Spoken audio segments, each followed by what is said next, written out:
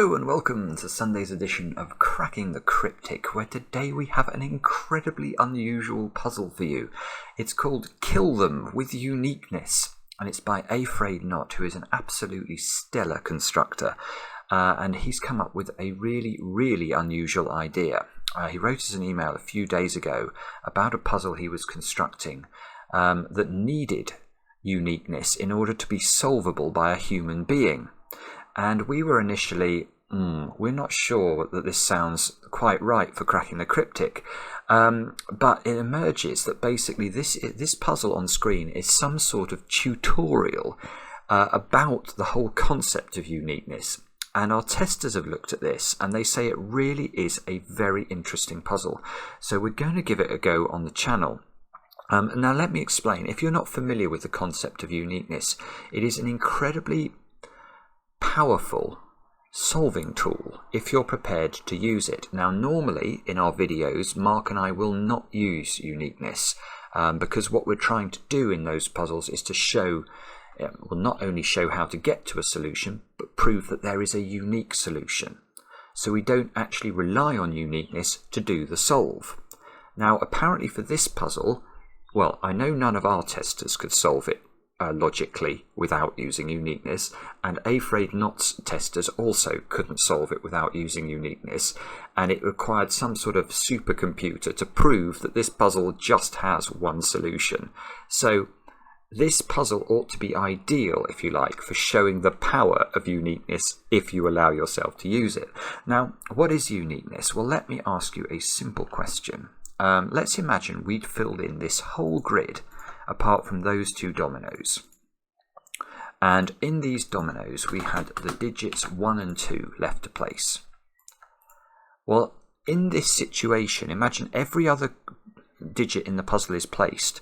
This puzzle is broken. It has two solutions. Why does it have two solutions? Well, it's because the internal logic of the puzzle doesn't tell you the order of these digits. This could be 1s and 2s like that, but it could just as easily be 2s and 1s like that. There needs to be something that tells us which is the correct order. And if there's nothing that tells us which is the correct order, the puzzle has two solutions, which is no good. We are told that all Cracking the Cryptic puzzles have one solution, or I'm telling you that anyway. So what does this mean? Well, it's an incredible solving tool if you're solving at speed. Because if when you're solving at speed, you need to throw all of your artillery at the puzzle to get through it as quickly as you can.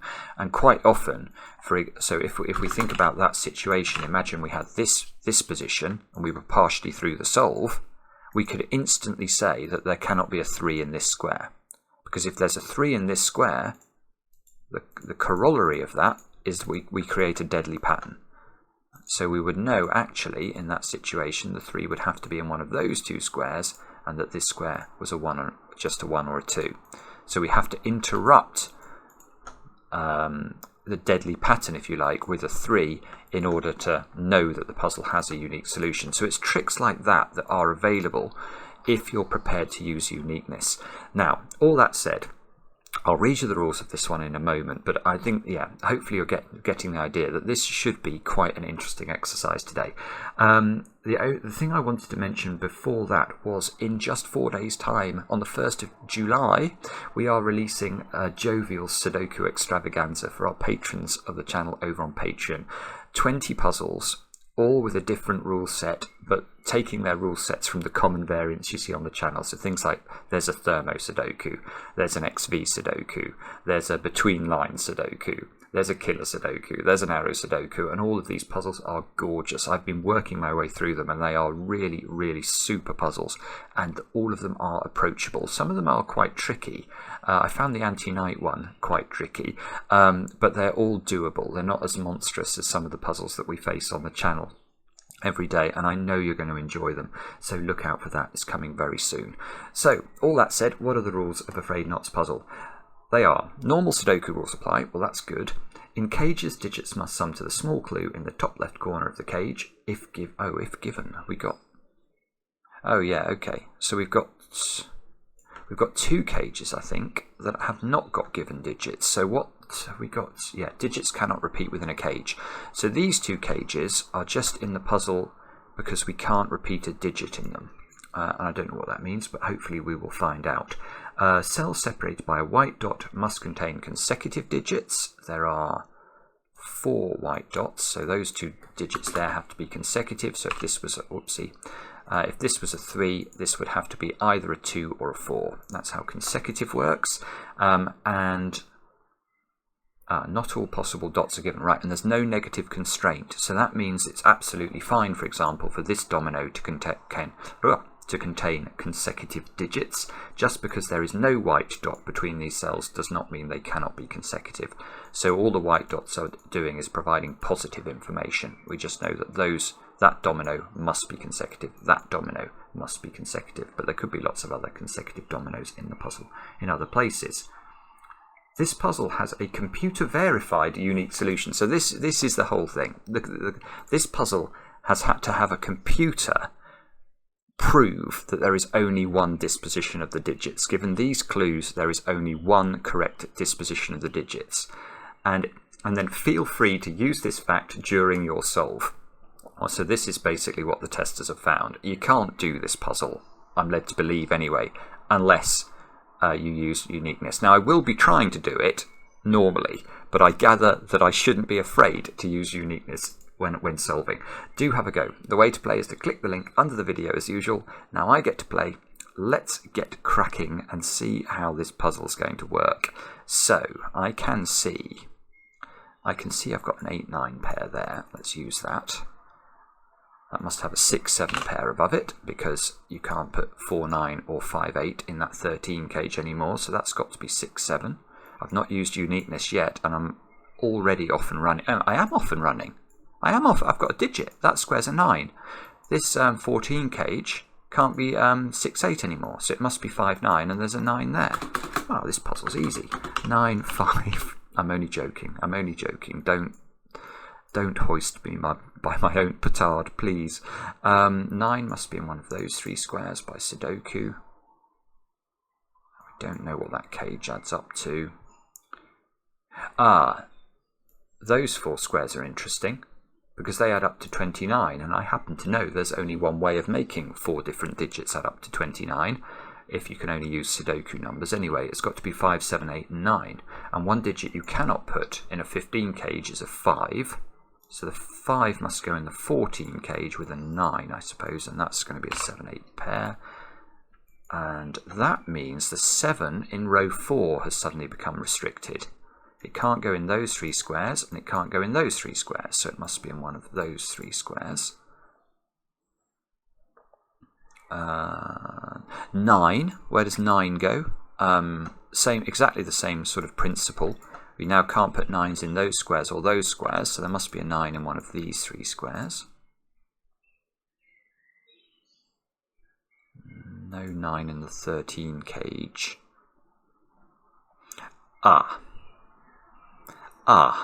Right. We've run smack bang early on into a uniqueness thing. In fact, I've seen two uniqueness things now. Oh, good grief. Right. Now, hang on a moment. I want to look at these 2 dominoes for you in terms of uniqueness, but let me just see. I can't see anything else obvious. I really can't. It may be that there is something else we could do here logically, but this puzzle is designed to show uniqueness, so I'm not going to be embarrassed today about using it. But let's look at this domino, because it is rather beautiful. This domino cannot be 4-9, so it seems to have 2 options. It seems to have the capability of being 5-8 or 6-7. Well, one thing it's not is 5-8, and that is because this puzzle has a unique solution. We are told that, and we are told to use it.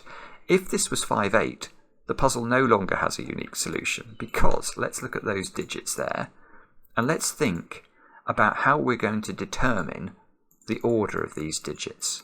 What is it about the logic of this puzzle that's going to allow me to know whether this square, for example, is a 5 or an 8? And the problem here is that if this is a 5, that's a 5, that's a 9, that's a 9, that's an 8, and that's an 8. if I flick this over to being an 8, every other cell in the purple will also switch its polarity. Watch. If that's an 8, that will be a 5, that will be a 5, that will be a 9, that will be a 9, and that will be an 8. Every digit changed. So, there seem to be, on the face of it, 2 possible arrangements of these digits. So we need something else in the puzzle to reveal which is the correct order. And if we have got nothing, if there's nothing in the rest of the puzzle that tells us the correct order, the puzzle has 2 solutions. And there is nothing. There is no way of knowing the order of these digits. Another way of thinking about it is that this 5, 8, 9 sort of arrangement here sits outside the rest of the puzzle. You know, you can't put a 5 or an 8 in here to tell you which is the order here. Another way of thinking about it would be to say that row 7 has a 5, 8, 9 triple, and it doesn't matter, you know, these are internal to that. This has a 5, 8, 9 triple in row 8. This always has a 5, 8 pair in column 3. This always has an 8, 9 pair in column 4, a 5, 9 pair in column 7. This box always has a 5, 8 pair, this box always has an 8, 9 pair, and this box always has a 5, 9 pair. And therefore, there is no way of disambiguating what the correct order is. So the puzzle has 2 solutions at least at this point, if you put 5 and 8 in there. So we won't do that. We won't make this 5 and 8. And if we're not allowed to make it 5 and 8, and we're not allowed to make it 4 and 9, we have to make it, 6 and 7. And that gives me this digit. Well, it doesn't give me the digits, but it does mean that this has to be 2, 8, I think, because it can't be 1, 9, 3, 7, or 4, 6. So that's a 2, 8 pair out of nowhere. Now, I'm seeing some things here. I'll do this before I come to this uniqueness point. But we've got an 8 now must be down there. Exactly the same logic as we've been using. We can't put 8s in those 6 cells. So there must be an 8 over here. And the 8 is not there by virtue of the 7, 8 pair in column 7 already.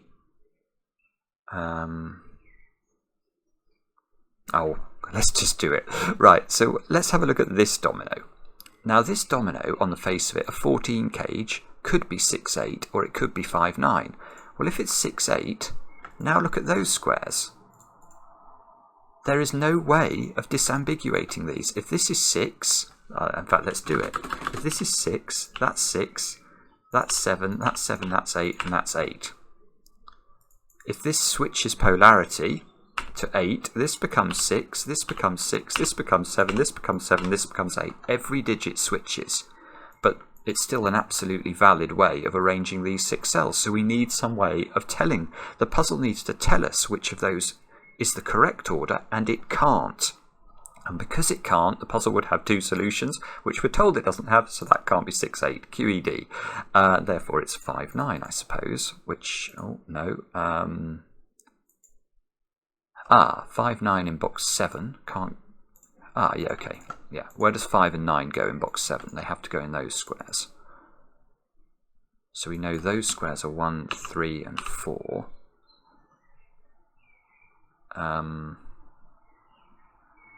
And what now? Can we do more unique? I want to do more uniqueness, basically. Can we do more uniqueness? I'm not seeing anything I can do easily. There's probably more trickery to be done. This column needs 2, 6, 7, and 8. Right, simple bit of Sudoku. It's not uniqueness related, but there must be a 2 in this domino, because otherwise the minimum this domino would add up to would be 6 plus 7, which is 13 already before you count this square, which you can't put 0 into. So there must be a 2 in there, which means there's no 2 in here. I'll check this square in a minute, but I'm noticing that can't be a 2, 6 pair, because if it is, this square has to be a 5, which it doesn't seem to be able to be. So we can get rid of 6 from here. So this is either 2, 7, which would go with 4, or it's 2, 8, which would go with 3. So that square's never a 7. Oops, no, it's never a 7. And there must be a 6 in this domino. And this square is consecutive with 6, 7 or 8. So this, and it can't be 6 or 7 actually. So this is 5, 8 or 9. Which, not sure. Yeah, okay, but the 7 domino is now interesting because it can't have a 6 in it. Oh yeah, no, it can't have a 6 in it. We know the 6 is in this domino. So this is not 1, 6, it's not 2, 5. That's a 3, 4 pair. So that means we've got 3 and 4 in 2 of these 3 squares in box 4.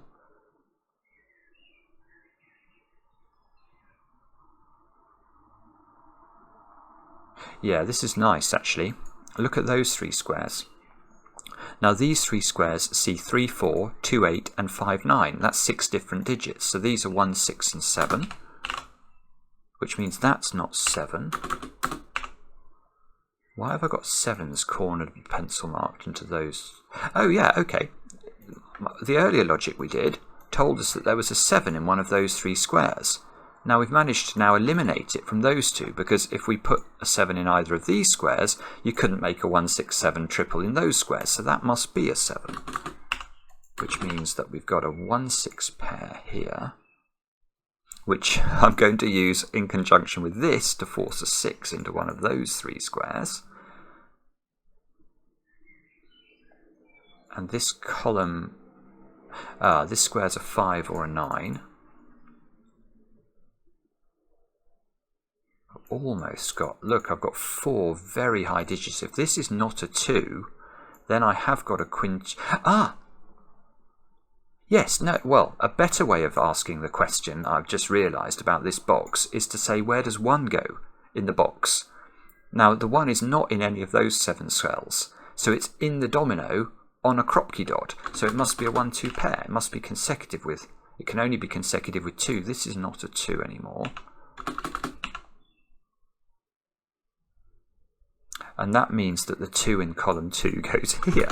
So we're now, so those 2 add to 11, and there are, they're either 7, 4 or 3, 8. I think we already sort of knew that.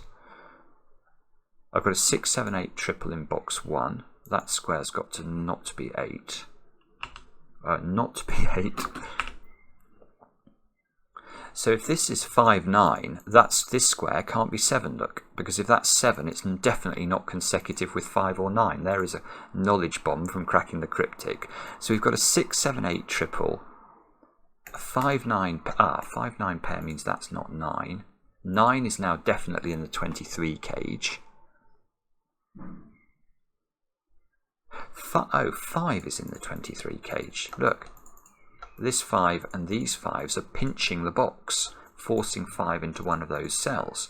So we've got 14 into 2 of the cells of the 23 cage. So the other 2 cells add up to 9, and they're not 4, 5. Which means that, in fact, this square is interesting me now, because whatever this square is, whether it's 6 or 8, it will find a partner in those 4 squares, look. Which means that whatever this square is, gets pushed into here. So this this 2 by 2 is either, it's either 3, 6 along with 5, 9, or it's 1, 8 along with 5, 9. I don't know if we know I don't know if we can do that. I have a horrible feeling I should be able to, but I can't see immediately how to do it.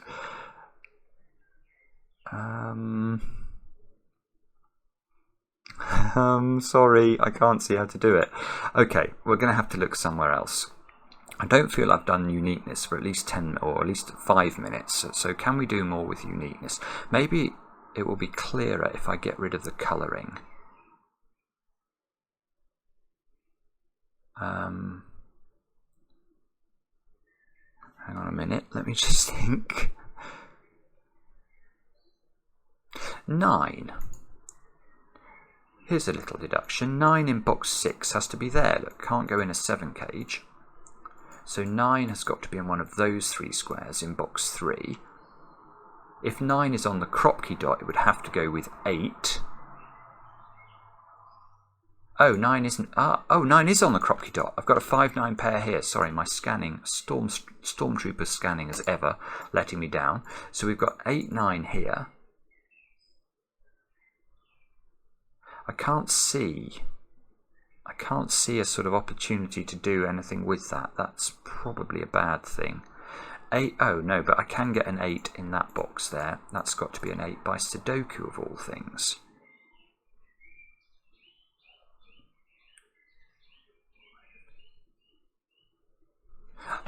Right, I've got more uniqueness.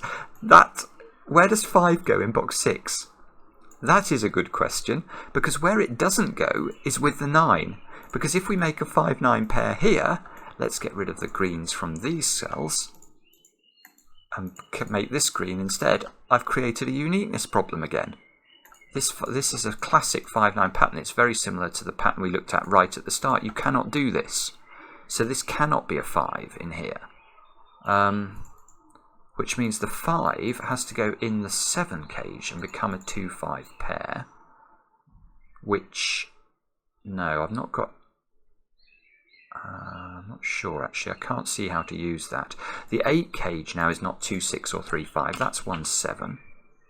That looks like it might work with 7s maybe. There's now a 7 definitely in one of those 3. Definitely one of these 3 squares, because we can't put 7s in those 6 squares. And look, we've got a 6-7 looking at that square. So we've got a 7 now in one of those 2 positions. And I've got more unique. How many times have I done uniqueness so far? It's several. It's absolutely several, and I can carry on. This domino now is a 7 domino, but it can't be 1-6. Because if that's 1-6, let's get rid of the colouring from these squares and make those 2 purple. This is broken again. Exactly the same logic again. You cannot find a way of telling the correct order of these 1-6-7 triples. They could be either way round. So you can't make this 1-6. So this is going to have to be 2-5 or 3-4. And I would love to be able to do... And I can do it again. I can do it again with 2-5. It's more tricky to see it. In fact, this is a 4-way version of this. Yeah, this is absolutely extraordinary. Now look at these squares. And I think that's a 2-5-8-9 quadruple in the row. It is. And a 2-5-8-9 quadruple in row 8, which means that this is also now broken by uniqueness. If this was a 2-5 pair, there's no way of disambiguating the puzzle again. We've got another 2 solutions. So this 7 cage now, by uniqueness is not 1-6 or 2-5, therefore it's 3-4. Which means we can use unique... Look at this. This is just absolutely absurd. Now I can use uniqueness again on these squares and these squares. Because this cannot be 2 lots of 3s, 4s. So the 1 here has to interrupt the ability of this domino to be a 3-4 pair. Otherwise, we've got uniqueness again. So there's a 1 in there, which means there's no 1 here, apart from me solving the Sudoku quietly to myself. 3-4, there's a 3-4 pair there by Sudoku. That box now, this box has not got a 3 in it, so it's not got a 6 in it. So I think that means that square has to be an 8, because if that's a 6, you lock a 6 in here, and you need to put a 3 in there to make the 23 work, and you can no longer put a 3 in there. So that square's become an 8 out of nowhere. That square's a 9 because it's consecutive with 8, not, and 5 is not. So that's a 5. That's a 7. That's a 6 out of...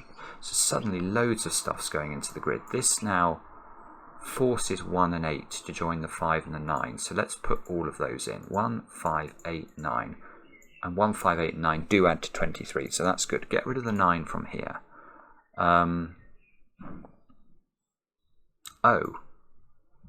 Ah, well, in box 5 as well, we've got a 1, 2, 8 triple to complete this. So that gets rid of 1 and 8 from there, making this a 5, 9 pair, making this a 1, 8 pair. And there's all sorts going on now.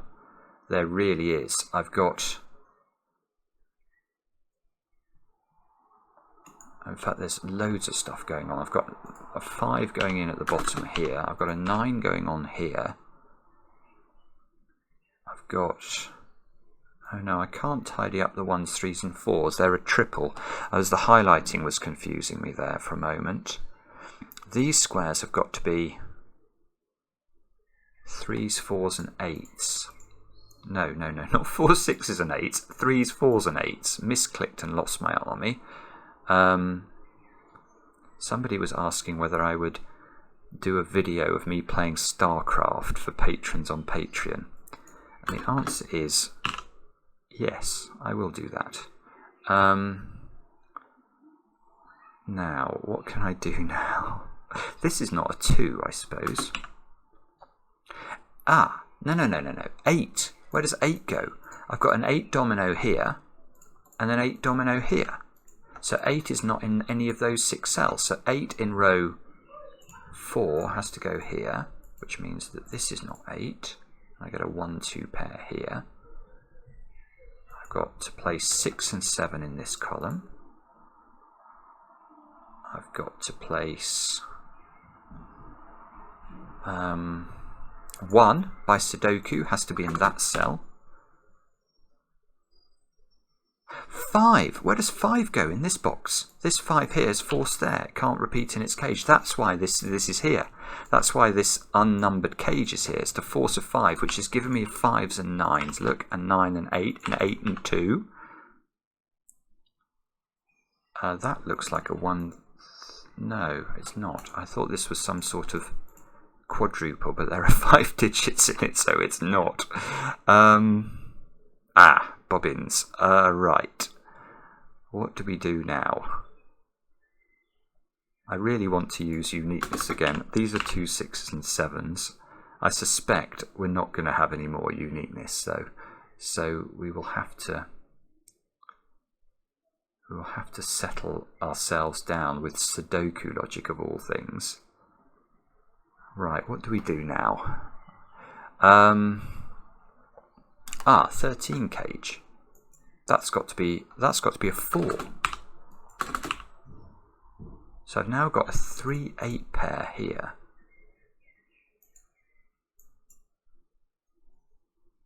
I know what these 3 squares are now. These are 1, 3 and 6, although I don't think I know the order of them.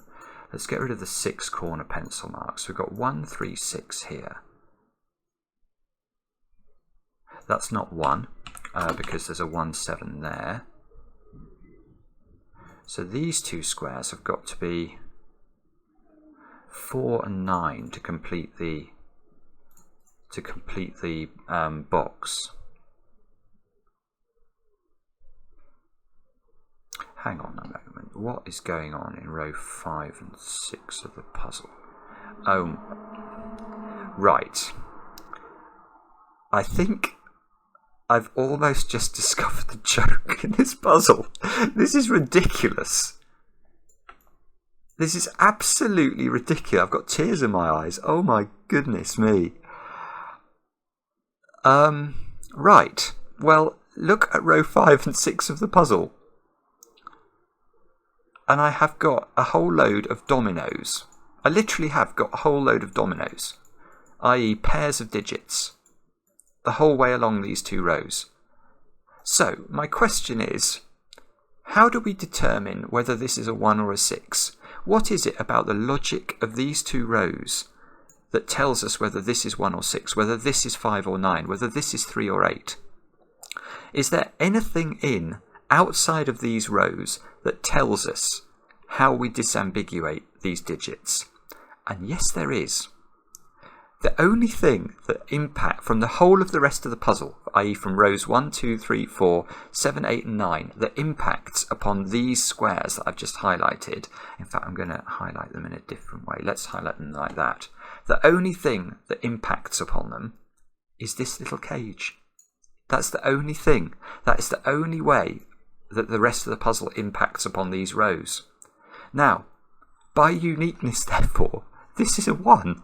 Because if it's not a 1, if it's a 3 or a 6, if that's a 3, this square is undetermined. And if this is undetermined, there's 2 solutions to these 2 rows.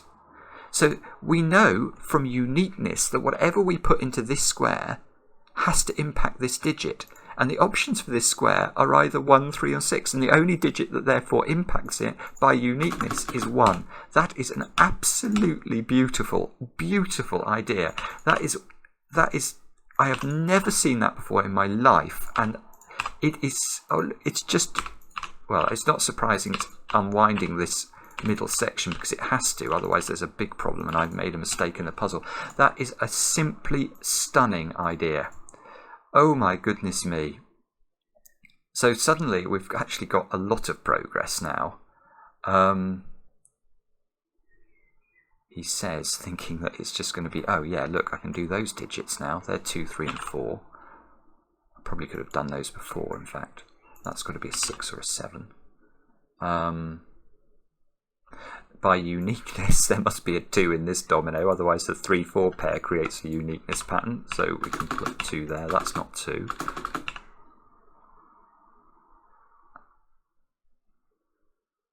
This Kropki dot. Right, this Kropki dot here has to contain a low digit, look, because we've got a 5, 6, 7, 8, 9 quintuple in row 1. So this is 1, 2, 3 and 4. We can't put 4 in there. That's 1, 2, 3. This is 1, 2, 3 or 4. If this is 1, 2, 3, that's 5, 6, 7. It can't be 6. So that can't be 2. Right, so this is 1 or 3 now. Now, therefore, this can't be 1 or 3 because it needs to be consecutive with this.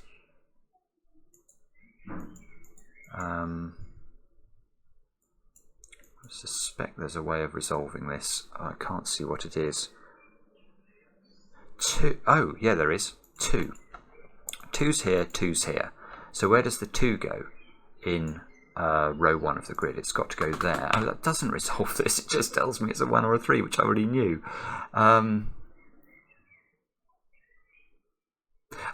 Okay, now I can ask where 1 goes in this row. There's a 1, 7 pair there, so it can't go here. So this is a 1, which means that's a 7. Which means, oh, that's not actually done anything either. It really hasn't. This square's got to be a 3 or a 4 by Sudoku. Okay then. Sorry about this, I'm now stuck. I didn't think it would hold me up long, actually, once we got this huge midsection done. There must be some more work we've got to think about. Maybe this column, because I have got a lot of real estate placed in this column. I need 3s, 4s and 6s into that square, which apparently is not helpful. And down this column, I also need 3s, 4s and 6s again. So that's that might be it. 3, 4, 6, 3, 4, 6. Yeah, I think there's something going on here now. So unless I've made a mistake, I've got a 3, 4 pair here, which is forcing this to be a 6. Which is forcing this not to be a 6. I've now got a 3, 4 pair here, giving me a 6 there. That 6 is giving me 6s and 3s and 4s and 3s. I've got a 2, 4 pair here now. Still unresolved, but at least that's a bit of progress. This 6 is giving me a 7 here, which is going to bounce back up to the top of the grid. Now there's no 7 in there, so this is a 2, 6 pair, which is resolved by the 6 in the corner. I've got a horrible feeling. Ah, this 4 is nice. Right, 3, 3, 4, 4, 2, 2, 1, 1, 8. Yeah, 8, 9, 9, 5. And that went in with a flourish, didn't it? So now we've got some stuff to do at the bottom. This 6 is useful. 6 and 7 go in. 7 and 1 go in. 1 must live here. What do we need down in this column? We need 3s and 2s. Right, we can put the 2 in then, which means that must be 3, 3, 4, 3, 4, 4 here.